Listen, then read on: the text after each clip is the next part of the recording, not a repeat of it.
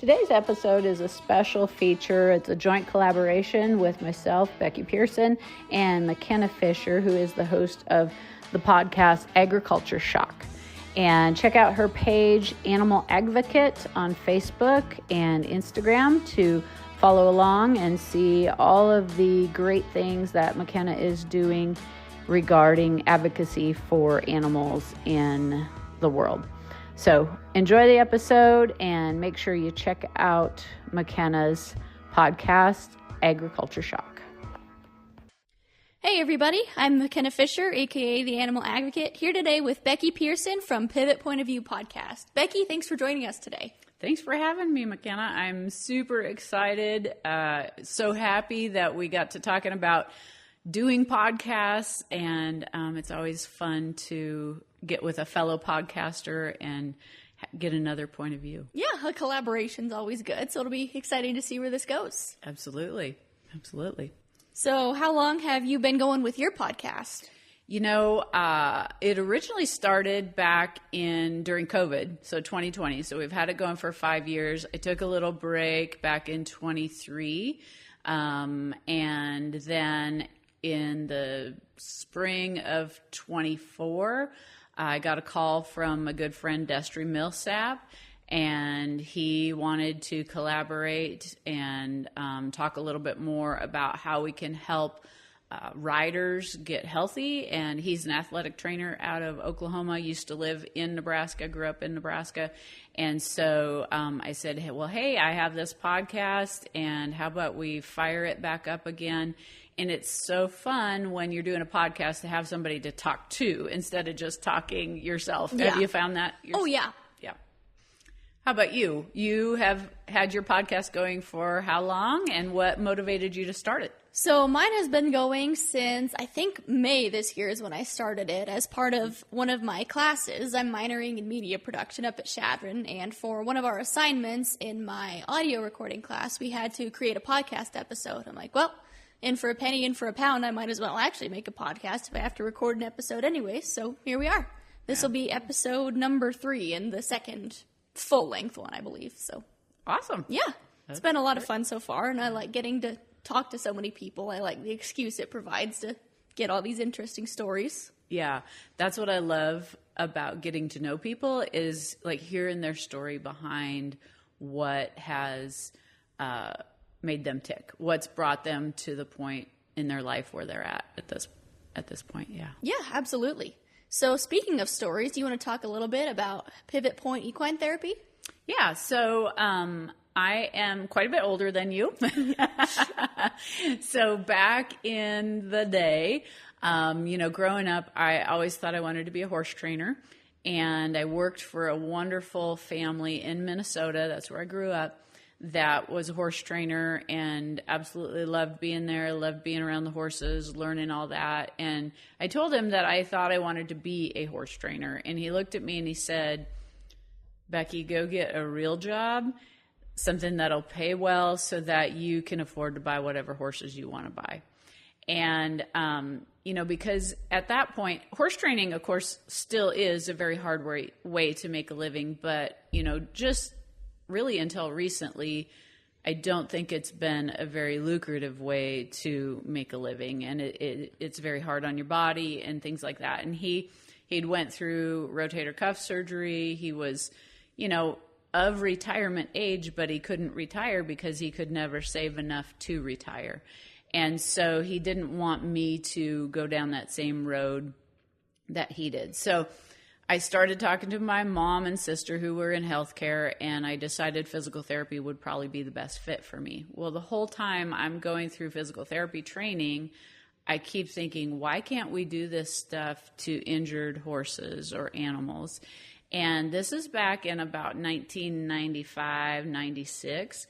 Nobody else was thinking that way. Mm-hmm. They all would look at me like I was a freak, like I had 2 heads, And so I just kind of kept my mouth shut, kept my head down, kept going to school, doing, what everybody else does. And fast forward to about 2015 or so, people are starting to recognize the fact that animal therapy is actually something that is beneficial. And they start seeing the animals as more athletes than just a tool. And so the American Physical Therapy Association starts enacting some classes. States are starting to enact some legislation to get licensed animal physical therapists. And so I had went back to school. It probably actually started a little bit earlier than that. I was a physical therapist assistant to start with. I became a PT in 2005. And so honestly, it was maybe about the year 2000 that really the Physical Therapy Association started to gain some momentum with this. So, but it took me until 2016 to go through all the hoops, if you'd say, jump through the hoops and get all the certifications and licensing to become a licensed animal physical therapist after I'd went to a program at the University of Tennessee to get certified. So it's been quite a journey. I'm still learning every day different ways to apply my physical therapy knowledge to the horses. And I'm so very thankful that I have the experience with working on people and then trying to think out of the box, like, how does this apply to a horse? And so had I not had the experience with people, the 20 plus years that I've had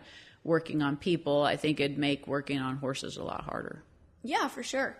I feel like animal therapy has made a lot of strides even in the last couple of years. So what are some of the main, techniques you guys use on these animals to keep them sound and healthy? Yeah, so it's been a process. I really feel like I use my whole life's work when I get a horse in. And so I watch how they move. I do a gait evaluation, which you do that when you watch a person move too. Mm-hmm. And so you pick up on any soundness issues, lameness issues, even going from, not only just watching them, but like listening, do you hear a difference in how they're landing? And then I go to palpation. So I run, whether it's my hand or a little pocket knife, down their neck, their body, picking up on sore areas. And then I go to doing soft tissue work on those sore areas, getting the muscles to relax.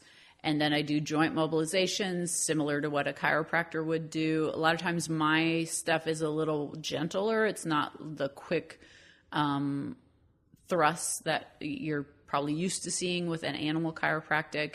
Mine's a little bit gentler, we do more repeated motions. Mm-hmm. And then I do stretching, exercise prescription. So if there's some exercises that would be helpful for that horse, talk to the owner about that. I do saddle fitting. And then what I really love to do is to watch the rider get on the horse and see how that interaction takes place, because that changes a whole bunch of things. And then even working on their horsemanship as part of that. And so being a lifelong horse person, it's not just one part of, is that horse sore? Yeah, it's sore, but why? Is it the saddle? Is it what the rider's doing? Are they able to collect that horse? Are they able to sit their butt in the saddle? And so then I can take, if they can't sit down because of back pain or hip range of motion issues with them, that's going to affect that horse, and it's going to affect that horse's longevity. And so then I can take and actually do things for the rider to help get them stronger and get them the mobility as well. So it's really kind of a total package type of deal if you're having trouble with your horse. Yeah, just kind of focusing on the causes as opposed to just the symptoms. Exactly, because if you just treat the symptoms, that'll, last for a little bit. Yeah, you'll be treating the symptoms forever. Exactly, and keep coming back. I had a horse in yesterday, was bucking with this young man, and I had treated him before at one of the high school rodeos, and it was great for us to it wasn't just a one-off thing. That's why they brought them to me to begin with. So we talked about saddle fit. I was able to get their saddle on there. I had a few different options pad-wise and shims and things like that. And so I try to bring real practical solutions to people as well, because not everybody can go afford to buy a new saddle. And honestly, this horse probably didn't need a new saddle. He had a lot of atrophy in the muscles behind his shoulder blade. And so we needed to find a situation or pad situation that would help build that up. Once we did that, it cleared the shoulder blades. And I think this horse is going to be a whole lot more comfortable. We worked on him too to help with any kind of pain and issues that he have that way. But if we can help that saddle fit, then hopefully they aren't having to run back to me all the time. Yeah, for sure. Yeah. So I guess in the sports world, both equine and human, there's always some fads or some trends that people are trying to get that competitive edge. Are there any that you think are more reliable than others? Things to stay away from, things you don't necessarily agree with? It is interesting.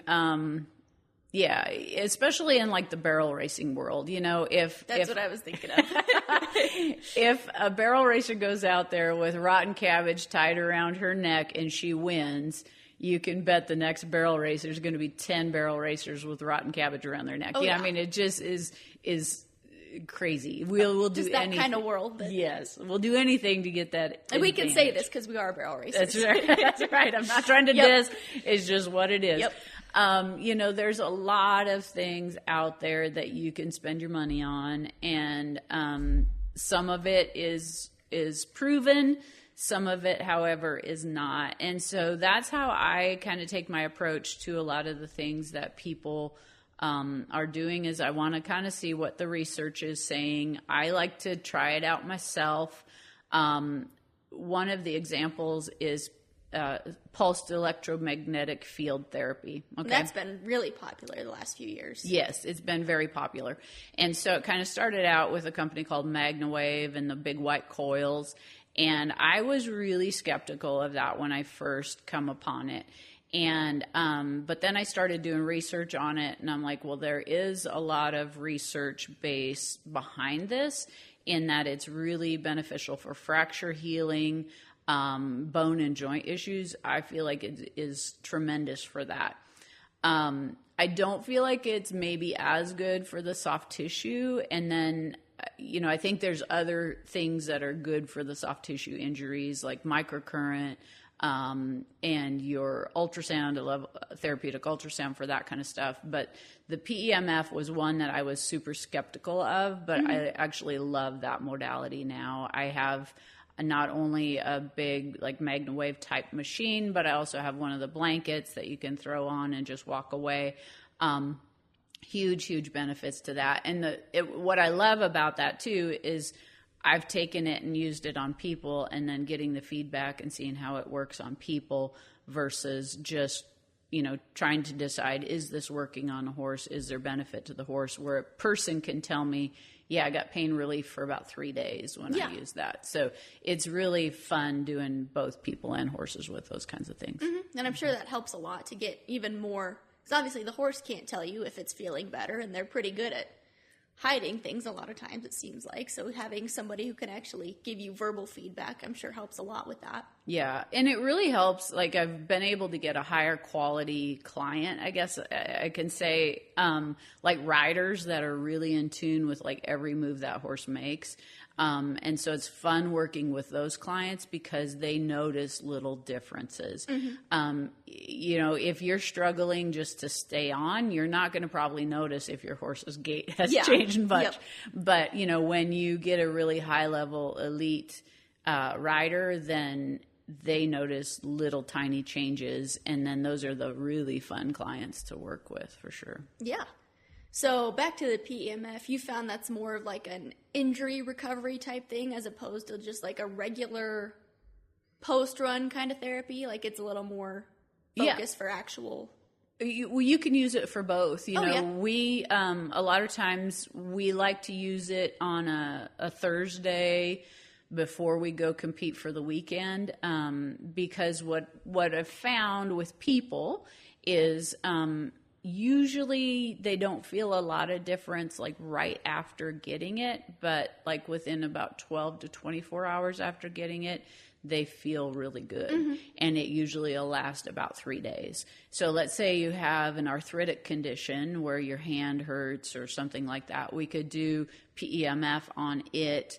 In an evening, you would go to bed probably not feeling a whole lot different, but the next day you should feel quite a bit of difference. And so if we take that and apply that to the horse world, it would really help you out before you compete with your horse. Now, post-injury, like an acute injury, anything that the horse is actively bleeding on, you would not want to use it because it increases blood flow. So obviously... Kind of counterintuitive there. Exactly. So you would want to wait. But that makes sense, though, why it's more effective for the bones and joints as opposed to soft tissue, because those are kind of the areas that don't have a lot of blood flow to begin with. Absolutely, yeah. And I didn't really realize how big a difference this was until I had a client that he fell off a building, fractured his ankle, and he had been like 6 months and it still hadn't healed. And I ran into him at a basketball game and I'm like, hey, why don't you come up and try this out? Because this is what it really helps is with fracture healing. And so the first time he did it, he was laid down, he was doing ankle pumps, and we did like an hour on his ankle because he didn't live very close to me. Mm-hmm. And so he said it felt great and felt the best that it had ever felt since the fracture. And so it had been a couple weeks before he could come back. The next time he came back, he said, hey, can I sit up while we do this? And I said, well, yeah, that'd probably be okay. And well, having that leg down in the dependent position, not level with his heart, that it increased the circulation, but his vascular structure, so the veins and everything to get that blood flow back up in his system, that was compromised. And he ended up getting a lot of swelling from it, and it was very painful. So, lesson learned on that. It did exactly what it was supposed to. We just needed to have the right positioning with it. So how does that apply to horses where you can't exactly lay them down to work on the legs or anything? Right. So you just want to make sure that you have like adequate movement. Sometimes there's certain products out there like Back on Track that'll really kind of help stimulate that vascular, that venous return. You've had a horse that maybe stocks up in a stall. You got to get them out and moving, or you put those Back on Track wraps on there. That'll help get that stocking up kind of out of there. So you want to make sure that they have freedom of movement after a treatment. Makes sense. So how long does a typical treatment take for a horse, or depend on the case, or how does that work? Yeah, to do a full body treatment, it kind of depends on the machine that you have. So I have a machine that actually has 2 machines in one. And so I can get through a horse a lot quicker than somebody that just has one set of coils. And so like usually about 30 minutes, I can get through a horse and do a full body, everything from the pole to the hocks and everything in between. If they aren't having a lot of like front foot issues or, issues that are that we really need to target, I would say 30 minutes you could do that. If you're using just a one coil machine, it's probably going to take you close to an hour. And that's where people get into the Beamer blankets. You've probably heard and seen a lot about them. Yeah, my roommate really likes those. Yeah, you can put it on and you can walk away. You don't have to babysit it as much. Now, it's not to the intensity that the coiled machines are, but, the coiled machines don't do you any good if you don't take the time to use them. Right. So the Beamers are definitely helpful because you can... a little more accessible for some people more frequently. Exactly. You can do something else while it's on your horse. Yeah. Yep. So let's talk about you. Yeah. Enough about me. So tell me about schooling. Tell me about the program that you're in and your goals and what you're hoping to, where you're at in your schooling and what you're hoping to do with it. Yeah. So my degree plan has changed several times since coming to college, and I've heard that happens to a lot of people. I'm currently majoring in rangeland management with a focus in livestock management, which has been a little interesting as my school no longer has a livestock professor. So it's been a little touch and go there. And I was formerly majoring in legal studies as well, but that is now a minor, and I picked up media production because I realized that that was a little more on the end of things that I've been interested in. Sure. Yeah, I found that out after I kind of got started with the Agvocacy page, that I'm like, well, I kind of actually have fun using social media to educate people about what I'm learning in school, what I know from the ranch, and so I just picked that up as a minor, and that's done a lot helping me with the technical side of things, as you can see that we're here now with fancy microphones I've never touched before, so. Good, yeah. And I will be graduating Chadron this spring, and then I'm off to Lincoln to get my master's in animal science. And as for what happens after that, your guess is as good as mine.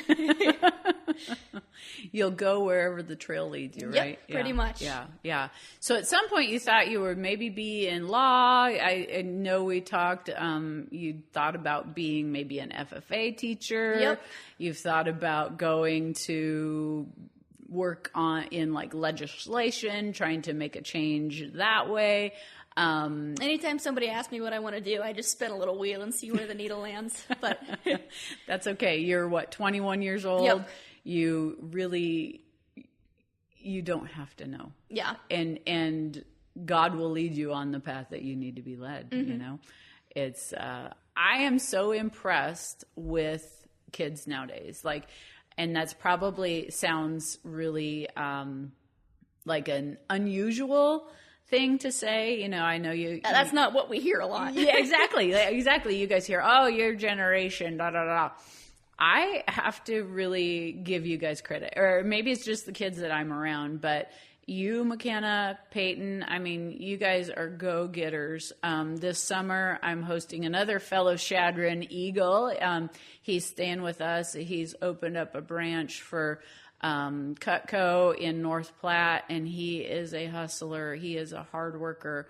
Emma's down in Omaha doing the same thing, and just like, I'm impressed with you guys. And I feel like a lot of that boils down to having that rural upbringing, because I feel like there's a lot of difference between those of us that were raised having these chores, looking after these livestock, just having all those responsibilities, and people who didn't really grow up having a lot of responsibility, didn't have those expectations. Absolutely. And, you know, it doesn't have to just be rural people that, like, as a parent, it's my job to make sure that this child learns responsibility. And so, like, when Emma was in kindergarten, she wanted to wear a dress to school every day, which, you know, I shouldn't have been bothered by that. But when it's like January, yeah, you know, I was like, yeah, kid, you're gonna freeze your legs. But she wouldn't listen to me. So what did I do? I went and got her some rabbits. And I'm like, if she has some chores she has to do every morning, and she has to go outside in that little dress. See, maybe it's not as warm as I thought it was. Yeah. And so, like, parents have to parent. And maybe that's the difference, is that parents aren't parenting like they should, you know? You have to say no. You have to create responsibility. You have to have them out there next to you doing things. Sometimes it is easier to just go do it yourself, but that doesn't teach that kid anything. Yeah. I guarantee you, your parents had you out there right next to them working every day. Yep. Yeah. Still do. Still do. Yes, exactly. And that's when you have that good relationship between you and your parents. That's when you have, you create a lot of responsibility in those kids. They understand what it takes to make everything go, because you're out there right next to them. And that's, you know, your mom and dad are great people, and they understood the value of that, and they've instilled that work ethic in you guys. And so, yeah, it's a process. It is not easy. You know, I'm sure your mom and dad, if we talk to them, you know, like saddling up horses when the kids are little, like, you spend way more time catching horses, saddling horses, getting them ready. And then, you know, like, when the kids are like 5, you know, you spend like 10 minutes on your horse. And as a parent, you're like, seriously, I just spent an hour getting this horse ready for you. But it's something that it's great for the kids to be able to learn. And then, you know, when you get big enough, having them learn how to saddle their own and all of that kind of stuff. Yeah, Dad appreciates the turnaround now that he can come home from work and we'll have his horse saddled so he can rope. Yes, and that is awesome that you guys do that for him, that you pay that back, if you'd say. Yeah, well, he deserves it. He's done a lot for us, and after... Yeah, like you said, just being taught that work ethic and having all that time put into our upbringing to be raised the way we were, I think matters a lot, especially nowadays. Yeah. And it's our job as parents to leave good quality human beings for the planet, that's our job. And our job is to work ourselves out of a job that you guys don't need us. And that you end up being high quality citizens that are productive and contributing to the world. And so, it's great. And like I said, I'm impressed with you guys. And if people have a bad attitude about your generation, they just need to look around into, I think, the ag world and really see what's going on there, because there's a bunch of great kids. Yeah. I'm not going to say some of us don't deserve the reputation we have, but it does get a little grating time after time just hearing, well, our ag industry is screwed because look at the generation we had coming to take over, or the world's in trouble because look at these kids. And we're still doing the best we can with what we were given. And and I think part of that too, you tell me what you think on it, but holding each other accountable. It's one thing, last night Reese was talking to some of his kids that are working under him, and some of them weren't showing up to meetings, or they'd show up to a meeting and they'd leave early and they wouldn't tell him, anything about it. And he and I had a conversation before he got on the phone with one of them, and I said, well, ask her if she thought if she was in a regular 9-to-5 job, if that would fly, that she leaves a meeting early. Yeah. And he did. And her response was, no, I'd get my butt chewed and I'd probably get fired. And he goes, well, why do you think that flies in this organization? So I think so many times we're so afraid to step on somebody's toes or hurt their feelings. We live in a very PC era that everybody's afraid of offending everybody else. Yeah, but I think we've got to get to the point where we hold others accountable and hold them to a standard that we live by. Are we perfect? No, we're far from it, but we're trying to do the best that we can. Right. And so why don't we expect that of others too? Yeah. And share our philosophies, share how we have a work ethic, share that we get up at 5:30 in the morning to exercise before we go out, share that we go to church, share our faith with others, share that stuff. And because they may not have ever been exposed to that. They may not think that's the normal thing to do. And it isn't, but why not try it? Yeah. Exactly. And if you're so afraid of just hurting people's feelings or offending anybody, nothing is ever going to improve, because you don't improve without that constructive criticism. And it has to be constructive criticism. There's a difference between saying, hey, I wish you would do something more like this, instead of, oh, well, you're terrible at this job, I don't know why you bother. Right. And a lot of times I try to lead by saying, well, this is what I do. Have you given that a try? I run across it a lot with working with people when they're overweight. And that's a touchy subject. Yeah. Oh, yeah. And a lot of times if they would lose weight, it would sure help them with their back pain or their knee pain. And so one of the ways I start that conversation is I say, is this a good weight for you? Because most of us, if we're overweight, we know we're overweight. Yeah. It's not a surprise to anybody. But it is difficult to have that conversation. And so starting that conversation that way is usually helpful. And then I just try to share with them the things that I do. Am I perfect? No. I love ice cream. Oh, yeah. I love sweets, but it's moderation, and so trying to share with them how to improve gut health, how to, what kinds of things. It's not necessarily a diet. It's about a lifestyle change. And so the same thing with daily routine, if you're going to bed at 1:00 in the morning, no, you're not going to feel like getting up at 5:30. If you want to get up to exercise, get your butt to bed. It's not rocket science. Yeah. Feeling a little called out about how I went to bed at 2 a.m. this morning, but... What time did you get up? 7:30. Okay. But had you not been here, that would not have been the case. All right. Well, there you go. So just having that conversation, sharing the things that you do. My alarm goes off at 5:30 every morning. And I was so excited last weekend. I'm like, oh, I could sleep in. Well, guess what? I was waking up. Yes, I'm wired to get up that way. Now, do I always get my butt out of bed right away at 5:30 in the morning? No. Like a lot of times, what I really try to do, I do the Bible app every morning, and I try to make that kind of my way to wake up.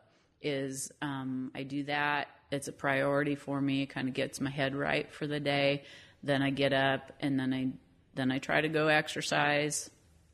Does it happen every day? No, but it is a priority for me.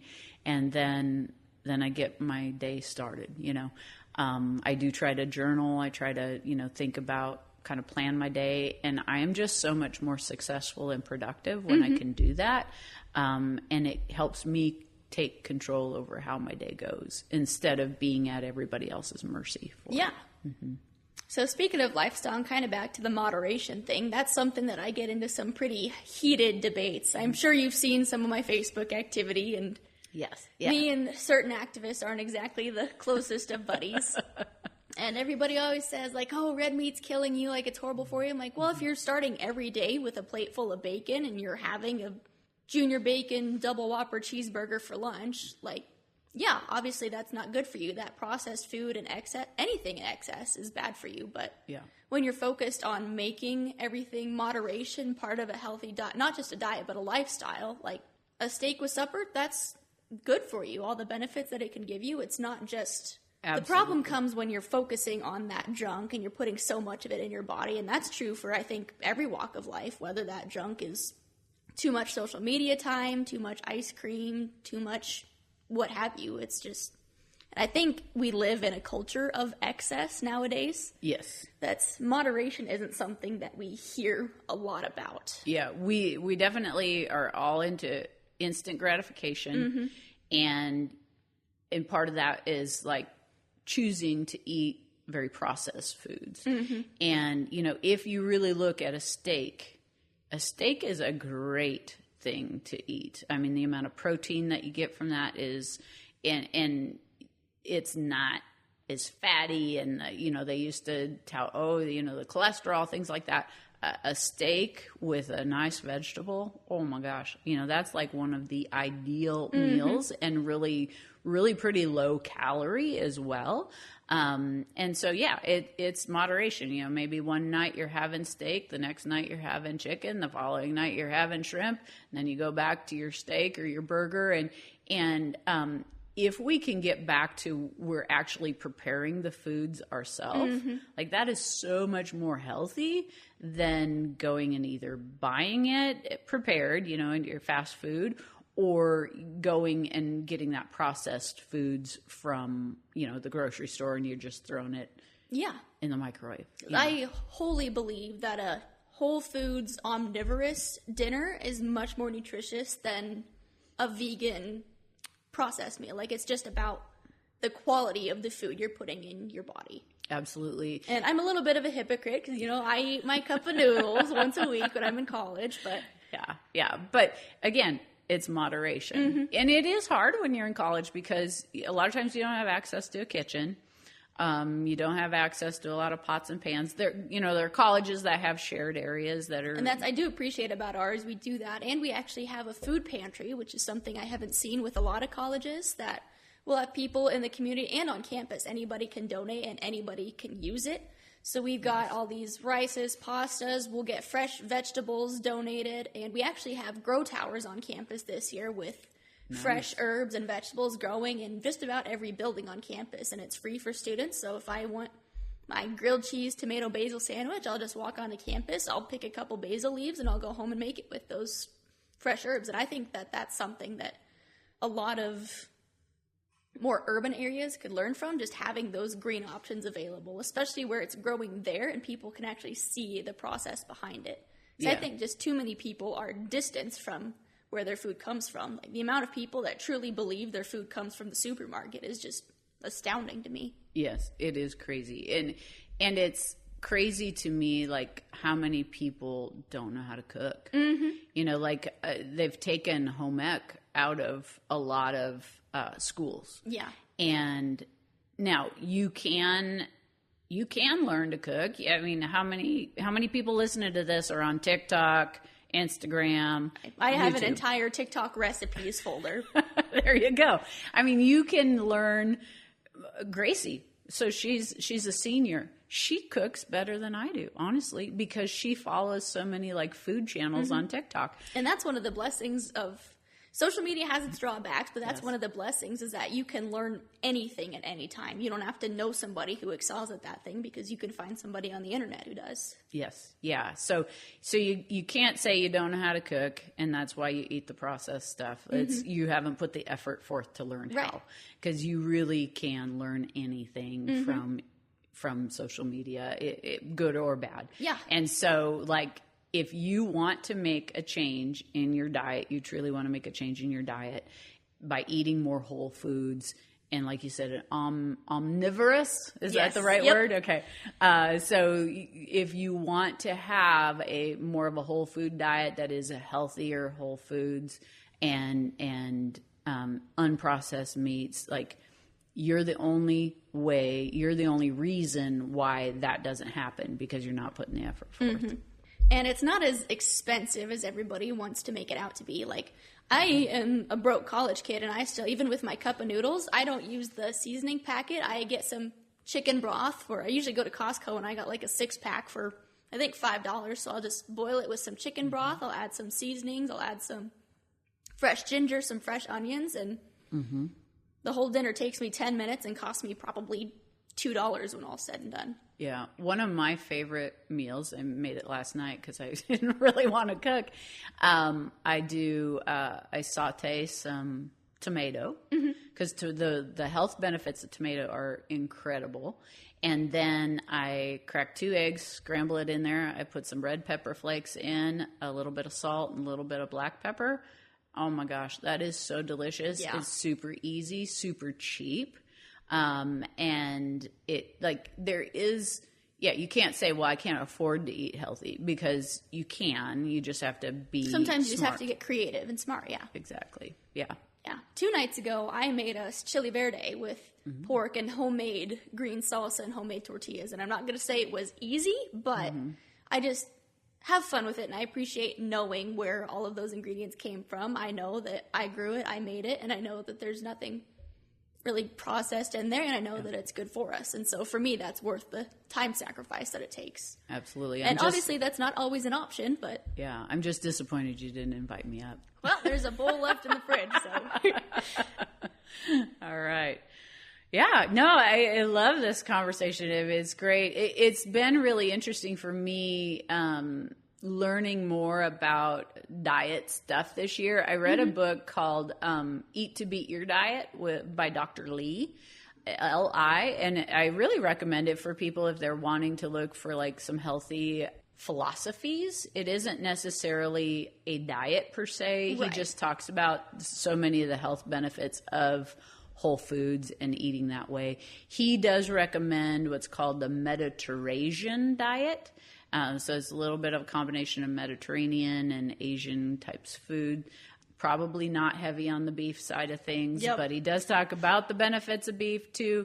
And so, again, it's kind of that moderation type of thing, and getting if we can keep our gut health good, we can keep our overall health good. And that goes for horses too. And probably any living being. If we can keep the gut health good, you're going to keep your immunity strong, and you're going to have a better quality of life. And so we talk about it with horses, like a horse that's loaded with ulcers, their immunity drops. A lot of times they'll catch about any little thing that comes by. If they've been exposed to like the EPM protozoa, EPM will take a hold a little bit more after that immunity drops because of their gut health. And so if there's two things that you really want to focus on for keeping your horse healthy, it's keeping their feet healthy and keeping their gut healthy.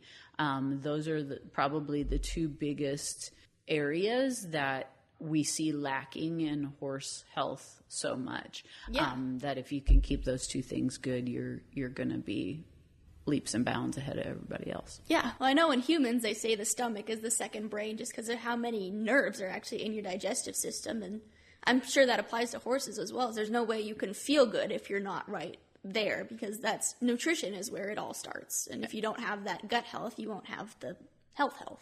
Absolutely. We were just talking before we started the podcast, we were talking about it with your guys' dogs, Yeah. you know, like, and how any little thing can kind of sometimes upset their stomach. And so if we can keep that good, we can keep everything else working well too. Yeah. There's a reason when you feel anxious or scared, you feel it in your stomach. Like there's just all those nerves there. That's just the center of everything, where it all starts. And I don't necessarily agree with diet culture. I don't know.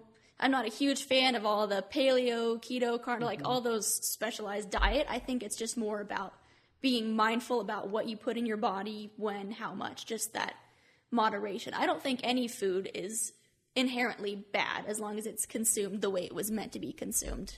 Yeah. Because ramen noodles were never meant to be a staple of your diet, but it's not harmful to have that on a quick weeknight when you're too busy for much else, as long as you're still focusing on getting that proper nutrition from other sources too. Yeah, it's really interesting for me right now. So I also do some work covering as needed at a nursing home. And it's interesting for me to see basically the whole lifespan. And I see a lot of people that come there to the nursing home, and it's a lifetime of bad choices that have ended them up there. You know, a lot of them have cirrhosis of the liver because they've chose to consume too much alcohol. And I will say, we do live in a society now where we're blessed to have that science that we do now, that we know some of those things that were recommended decades ago. We know just how harmful they can be now. So it's unfortunate that people had to learn from those mistakes, but it's good that we have that knowledge now to do better for ourselves and for each other. Yeah. And so if you can start making small changes now, that's going to help you beyond measure. Yeah. But just controlling what we put in our body is definitely going to help the output. And so, you know, you've heard garbage in, garbage out, you know, and that happens with our mind. It happens with our body. We want to make sure that we're putting the best stuff in our body. For sure. And I will say, I do believe that the best is different for each person, because humans are omnivores, and that's just a massive sliding scale of anything from plant products to animal products. And I think that exact combo of what makes you feel the best differs from person to person. Yeah. 100%. I think I've seen some people be healthy on a carnivore diet. That's not the way I would go. I've seen some people be healthy on a vegan diet. That's not the way I would go. But if that's what makes your body feel the best, you know your body better than anybody else. And if that's what leaves you feeling your best, ready to take on the day, then by all means. Yeah. You know, I do think, like, for myself, I notice that I feel better when I don't eat a lot of bread, you know? And so am I on a keto diet? No, it's not sustainable for me. But if I can, you know, if I'm having a hamburger, I just have the patty, I don't have the bun. Yeah, you know that moderation is key, that you can still enjoy bread sometimes, but obviously that doesn't need to make up a large chunk of your diet. Yep. And I do find that as long as, if I have bread, if it's a whole grain bread, I do much better with that. It's that processed bread that really is hard on my body. I do try to use some gluten-free noodles every once in a while, but not all the time. You know, it's, again, just kind of watching that. And same thing with dairy. Like, a lot of people have a hard time processing dairy. And I was visiting with a chiropractor about this that actually treated people for food allergies. And she said, you know, we're really the only mammal that drinks another mammal's milk for nutrition. And that's why we can't process it well. And I thought, you know, I never thought about that.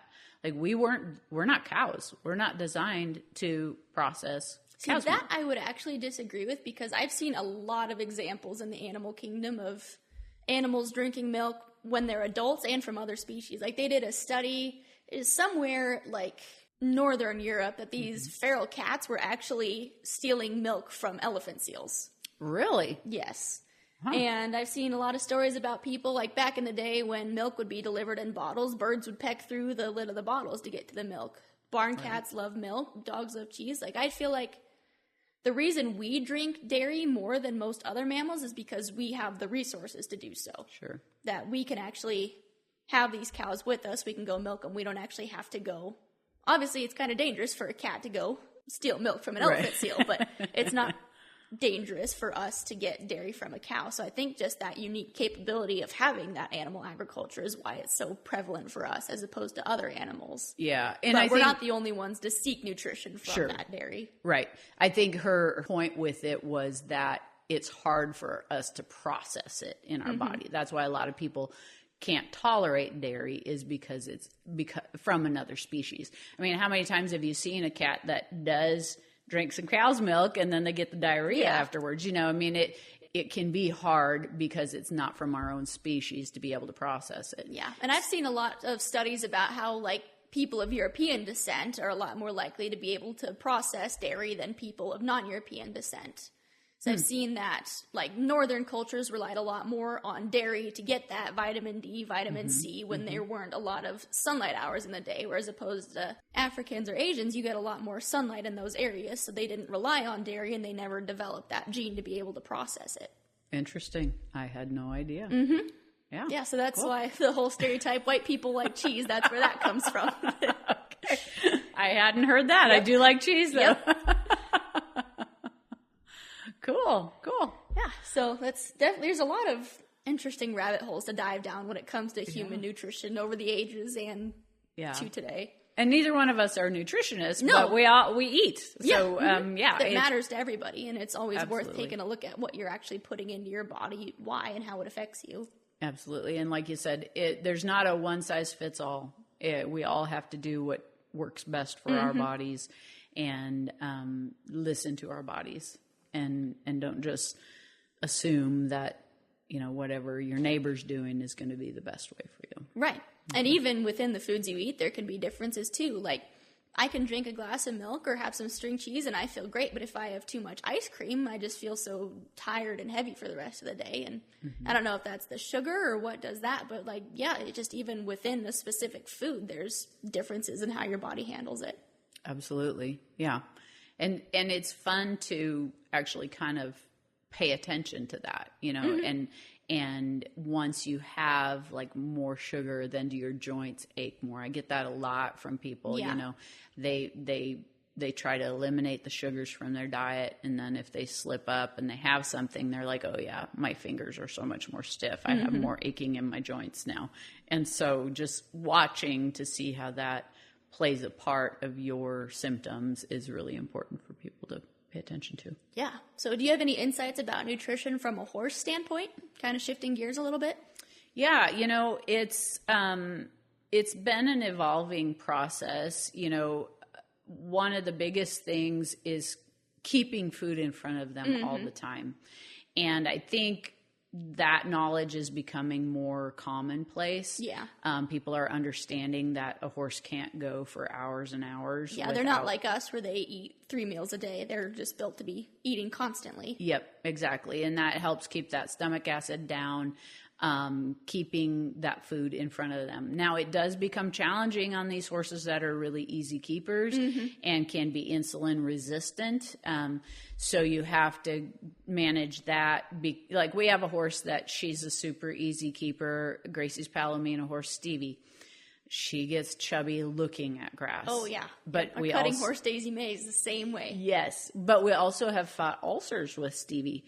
And so it's a fine line, you know, you have to be able to allow them to keep eating but manage that diet as well. Yeah.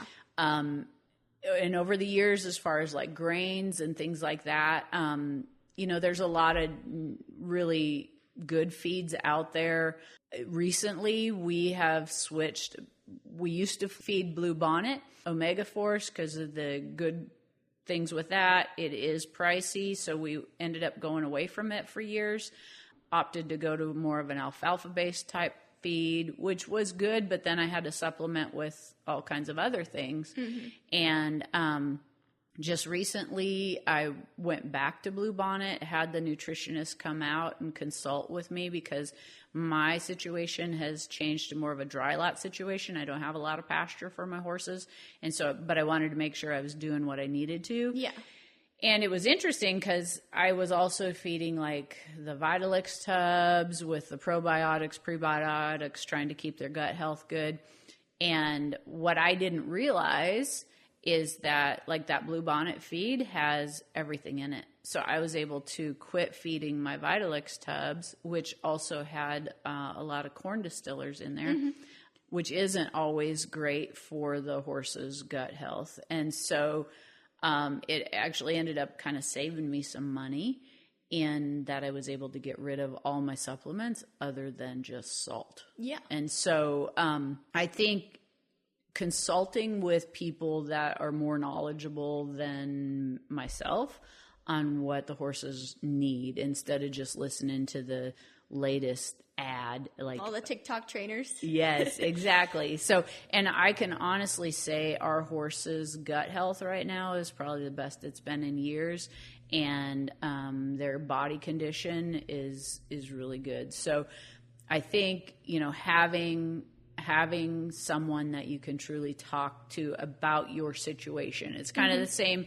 as us, not every situation is the same. Some people have only pasture or mostly pasture and they're only on grass. And so how do you and every horse is built different too. They all have different needs. Yeah. So, you kind of got to do it on a case-by-case basis, but get with somebody that really knows the feed stuff. I'm not an expert in that, but I do know people that are.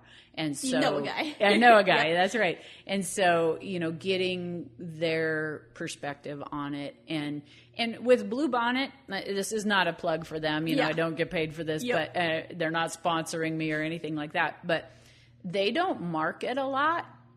They put their money in their equine nutritionist. Yeah. And so they're more than happy to do a free consultation with you about what you have going on because they know that their product is good and that they would be, they can put their money where their mouth is. Exactly. And they have a really good, gut, like a hind gut program. So a lot of people talk about foregut ulcers. And they have not very many people will treat hindgut, but they have a great program for the hindgut ulcers too. And so we used to keep a couple horses on their hindgut program when we were feeding the other feeds. Now that we have them on the Bluebonnet feed, we were able to stop the hindgut treatment as well. Yeah. So it's if you get a good quality feed along with good quality forage, that's the main thing. But biggest thing is keeping food in front of them. Yeah. Yeah, horses and people both. What you put in and how you go about putting it in matters a lot for every aspect of your health. 100%, for sure. Yeah. Well, this has been a really interesting conversation. Yeah, we've covered a lot of things, for sure. And I'm sure there's a lot more that we could talk about. Yeah. But it's been great talking with you, MeKenna. I appreciate the collaboration here. Well, thanks for the invite. Really it's excited to see that you wanted to do a partnership on this, and I'm glad we got to make it happen. Yes, for sure.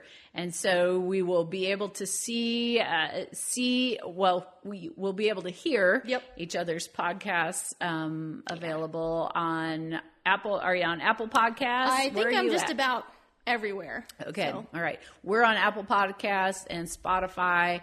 And I'll put, even though this is audio, I will put it up on YouTube, and I'll just do probably a really nice picture of you. Oh, MeKenna. Yeah. All right. Yeah, so you can find this on Agriculture Shock and Pivot Point of View. So, yeah, fun little collaboration there. Yeah. So, thanks again for joining us today, Becky. This was a lot of fun. Thanks for tuning in to the Pivot Point of View and our joint collaboration with Agriculture Shock. Hopefully you enjoyed the episode. I know I enjoyed visiting with MeKenna Fisher. She's a great young lady that has a very bright future, and I love sharing time and airspace with young people like that are out there doing great things. It really does give you a lot of hope for our future. So thanks, MeKenna, for having me. And as always, let your health be the pivot point to your success.